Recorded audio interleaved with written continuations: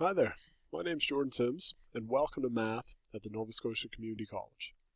What I'm going to do today is I just want to show you kind of what to do now. So you've probably registered for your online course, you've paid your money, maybe hopefully you've received an email from online learning at Nova Scotia Community College with some information, and now what? So what I'm going to show you right quick is how to access your online course and a little bit about what to expect when you start taking an online math course at the Nova Scotia Community College. So the first thing I'm going to do is I'm going to load up my internet browser. I like to use Google Chrome. You can use Internet Explorer, you can use Firefox, whatever, and I want you to go to nscc.ca. Once we're here, we can click on Online Learning and then log in underneath the Student Access submenu. Here, you're going to enter your student ID, which is your W number under username, and the password. And this information will be sent to you in the email from online learning. We're going to click Login. Now we're here at the D2L My homepage. So if you're taking multiple courses, you can find them listed here. And what we need to do now is select the course that we want. Before we do that, though, I just want to point you into a little bit of there's some training material here as well if you want to peruse that, give it a try. There's some technical help. If you're having issues, feel free to contact your instructor or online learning. Their contact info is here. Let's select math. I'm going to pick math 1043, but this will apply to any math class as well.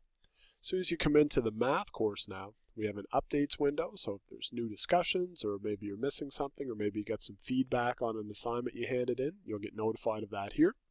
Here's the calendar. You can click the link and every single due date, every single class will be listed here. So make note of that and try to get organized before the course begins. Here's the link to the Pearson My Math Lab stuff. So if you buy a book, don't follow the instructions in the book. Just click here, click right here, watch for pop-up blockers, of course, and then follow the prompts here to register with Pearson. You'll notice that everything you need to know is right here on this little submenu. So the content of the course is found under Content. It's like Unit 1, Unit 2, Unit 3, and so on, and you can peruse all of the material here.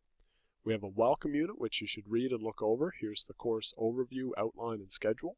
So again, that'll give you some sense of what to expect. And when it's time for your first class, click the Communications tab, and then click on Online Rooms. Scroll down and you'll see the name of your classroom, and then click Join to follow the prompts there. Note a couple of things. As you're trying to load this, we use Blackboard Collaborate for our classes right now. You might see this warning that says you do not appear to have the necessary software. Just try it anyway. Try to click the link. Again, look for pop-up blockers if you have pop-ups going on. And down here, it might be a little bit hard for you to see, but it's asking me, hey, this type of file can harm my computer. Do I want to keep it? So if you're using Chrome, watch for that prompt. It might be out of the way. You'll have to look for it. Of course, click Keep. It's a safe file. It's from the college. It's not going to harm your computer. But then down here, I'm going to click on this little tile to launch Java. Now, if you get to this point and this doesn't happen, you want to go to java.com and just install the latest version of Java for your machine. And again, tech support can help you with that if that seems a little daunting. If you do have it and it pops up, great. We're just going to hit Run, and it's going to load. Now this happens very fast for me. I do this a lot, but if this is your first time or if you're on an older machine, it might take upwards of like 3 to 5 minutes. So give it a click, just really be patient, give it a good couple minutes before you can begin. And now we're in Blackboard Collaborate, and this is where our first class is going to be held. Here's the list of all the people in the class. Right now no one is here, obviously, except for me. But if you'd like to set up your microphone and your audio, click on this little icon right here. And we can start the audio setup wizard. So this will play stuff through my speakers for me. I can hit play. Great. I have audio. You can see that. Great. Everything's set up. And now I'll set up my audio input, which is my microphone. I'll click here. Hello, hello. We're good to go. You can play that back. I can hear that clearly. And then click OK. And then if I wanted to talk to other people in my class, I click the talk button. And you can see now that my mic is on and I could talk to other people in my class.